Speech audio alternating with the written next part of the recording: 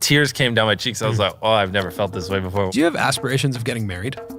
Whoa, I didn't see that coming. Mr. Beast, a fucking moron. That's like a constant battle for me. I have a mental breakdown every other week. Something I want to talk to you about is the term beastification. This is like a crazy sentence. But do you feel like people judge your moves? Just changing that took it from like a B to like an A++. Do you feel like you're coming into a different state of being? Yeah, I've never talked about this before, so this is gonna be a weird couple sentences, but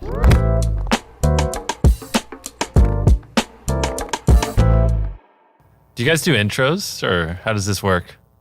That was the intro. I knew you were gonna say that. I set that up so you could make that joke. We're Oh, he hit me with it. Oh, An okay. alley-oop from Jimmy. Yeah. Anyways, we're in it. We're in it, man. We did this almost exactly 2 years ago in this exact same spot. Crazy. And dude, being here it's so different. Yeah. It's insane. Do you want to explain to them so they know the Yeah, difference? I mean, first off, there's a lot of stuff in here. Last time Yeah. we were in here, it was completely empty. Yeah. You know, last time we did a podcast, I would tell you to overlay things, and you guys never overlaid it. No, I know. So are you going to overlay the footage this No, time man, of the come last on. time? No, Oh, no, okay. no. That's, yeah, we'll keep it going. I know there's such a funny moment. They're in like, the oh, pod. we got like 20 million views yeah. last time. Why would we change anything? You point to the camera and you're like, just roll that B-roll editor. Yeah, okay, thanks. And it just holds on you. I don't know how we missed I that. don't know how we missed that one. Yeah. It was 2 hours. I did that so- twice. Yeah. Yeah. Well, this time we won't do it again. Yeah. Okay. But yeah, things have changed. Like there's so many people here working. There's like it feels like very alive in this building. Obviously, this building was brand new when you got Yeah. it. Candidly, I feel like we've had so much fun over the last 24 hours here, just Yeah. hanging out. It's nice having you around too, Yeah. because it's like a buddy to like Yeah, work yeah. hard with, so I Yeah. don't feel so alone late at night. I think that's the thing is Colin and I were saying today, it feels so fun to be here because it's a bunch of people doing the thing that we like to do. Yeah. You know, we're surrounded by people who are excited about making YouTube videos. Yeah. How does it feel for you? Like the past 2 years, so much has changed. Oh, it's the past 2 years? Yeah. What would you say I was at 2 years ago? So like right now I'm on like the main channel I have 160 million subscribers, but 2 years ago I mean 60 probably, million? Yeah. If that, 50 maybe million? like 40. Yeah. It was it's been before pretty crazy. Feastables, I think, was Yeah. public. Yeah. It was before your Squid Game video. Yeah, before all that. So I mean, everything's changed. It's definitely pretty interesting because you always think like, okay, this is roughly the top. This is like things aren't going to get much crazier. Yeah. And then we're growing so fast that it keeps getting crazier and crazier, and you're like, Yeah. okay, you know, people are only going to stalk me occasionally. It's like that's about as bad as it gets. And then it's like, oh, the frequency of people following me home from when I go to Walmart is going up, or like.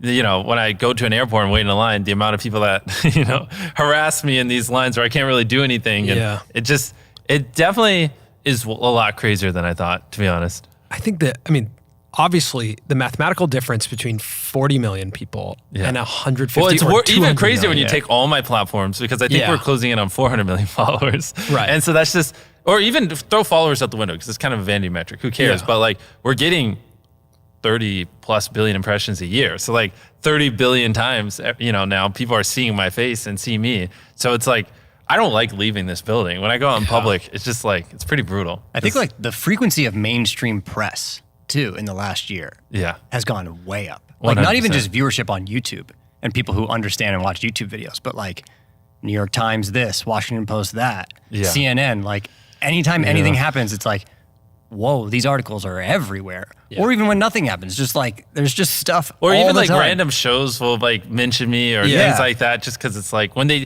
lot of people now when they like think of YouTube, they associate Mr. Beast a little Yeah. bit like they used to PewDiePie. So it just kind of gets out there, and there'll be people who are like, if you ask them, do you know who Mr. Beast is? They'll be like, yeah. And they'll be like, what do you think of his videos? And they'll be like, I've never seen one, but I know who he is. Wow. And which is like that has exponentially grown the last Yeah. few years, and I'm kind of like. So how do you know who I am? Why are you asking me for a photo if you just don't you've never seen a piece of content I make? And they're like, Yeah. oh, well, I heard you help people and you do this. And so it's like probably like 30% of the people I take photos with now just have no idea what I do. They just take a photo because they see my face. So what do you think about that from like the I guess cost of this kind of scale for you from a like fame perspective? Yeah. Do you find it like that's just the name of the game? Like it's worth it? Or Yeah. does it feel kind of like an answer- unanticipated cost? Here's the answer. So like it definitely like you don't think this, like every step of the way, like I said earlier, you think you've made it and you think this is about as crazy as it'll get. But like if you have 1 million followers, like you guys, or you guys are probably bigger than that across everything, but if you go out in public, you'll occasionally take a photo. Yeah. Like, you know, if you go to Walmart twice a week, you'll get every third time you'll take a photo. It's very validating. You're like, oh, this is awesome. Yeah. This is like a real career. Look, this guy noticed me. And then when you get to 10 million, it's like a whole different world. Like every time you go out, you're going to take at least one photo. And it's like, oh, this is awesome. You know, if you're with your girlfriend, you'll take a photo and it's like, look, people like me. But it's like very manageable. But you think that's like the top. But then you go from 10 million to 100 million. And next thing you know, when you go to Walmart, it's not like one photo or two. It's like someone asks for a photo and everyone else looks. And then like there's a line of 20 people. And then, you know, when you're checking out, there's like 5 people behind you, like, you know, what are you doing? What are you buying? Why are you buying those cookies? And it's like, just, you know, I just wanted to buy some cookies, you know, and like, and they keep following you because they're so like starstruck. They're like, oh my God, this is the coolest thing that's ever happened to me. I got to take advantage of this moment. And then they, you know, start posting and their friends come. And if you're like, I have a 5-minute rule. I can't be, after I take the first photo, I can't be there for more than 5 minutes because they always post it on their stories. And then all their friends always come to the place. And within 5 minutes, now there's like 20 other people coming here and it just gets so much crazier. So like you have random things like that. And then when you walk out of a store, you always have to look back and be like, yeah, it was nice meeting you. You don't have to follow me to my car. Okay, take care. You know? It's like, but you don't have to do that when you have 10 million subscribers. You just don't, you know? And so it gets like crazy. And then you get to that point and you're like, okay, this is about as crazy as it's gonna get, you know, and that's like probably me 2 years ago. And then now here we are with like 400 million followers across everything. And like, you know, I don't know, probably last month we gained like 20, 30 million alone. So it's like, it's still growing massively and it just gets even crazier. You know, people come to your house all the time. The rate of people following me home or like one thing that was, I just don't even understand it. That was wild was when we were going to Antarctica. And also, I hate that. So far, this podcast has been me complaining. I love you guys. You guys gave me everything. Like, so I'm very grateful. I love my fans. So don't take this the wrong way. This is just more an interesting thing that I've been thinking about a lot recently, not me saying you guys suck. Because this is also like 0.0001% of people. 99% of people I meet, super chill. Just ask for a photo and it's cool. But we went to Antarctica and on the way, we went to Chile and we stopped there for whatever, like 5 days. And I was, you know, in the airport, I was wearing my hoodie, sunglasses, just staring at the floor. I was like, if I don't take any photos, I'll just go straight to the hotel room. No one will know I'm here. And somehow this one like little kid recognized me. And I was like, no photo, please, please. And he's like, photo, because they speak Spanish. And I was like, I didn't know how to tell him no, and I didn't want to be mean. So I took it, and that was it. And I got in and out of the airport with only one photo, staring at the ground with my hood up. And then like in the hotel room, someone sent me an article that was literally written because that kid posted on social media, and then the local news picked up, oh, Mr. Beast is in town. So tiny town in Chile, not much happens there.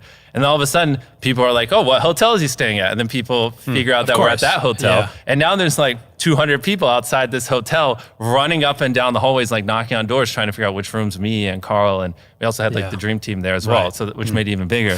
And they're like, where are they at? And they're like, I was talking to the manager of the hotel. It's like, why don't just have your security like control things? And he's like, we do. And so I had to hire security to like help lock down this hotel because there's so many people. And then there's like people trying to camp outside the hotel. And we're like, this is not a meet and greet. Like I'm just here while I wait for my flight to Antarctica. And it's like that, it's like one of those moments where then now people know, well, eventually he has to leave and there's one airport. So there's just a sea of people waiting at the airport when you go there. And then it's like, at some point I have to wait in a line at the airport. And then it just gets even crazier because then the TSA people are like, oh, this guy's famous. Let's get him through the line because there's just a mob of people. And then they're like, but we'll do that if you come take a picture with our kids. And so it's like, I'll help you skip these pictures if you take these pictures. And it's like all this crazy stuff. And I'm like, everybody, I'm just trying to board that plane. Like, let's but none of them, because we dub our videos now and we get like 10 to 20 million views in the first month and just Spanish on our videos. So we have a massive Spanish audience.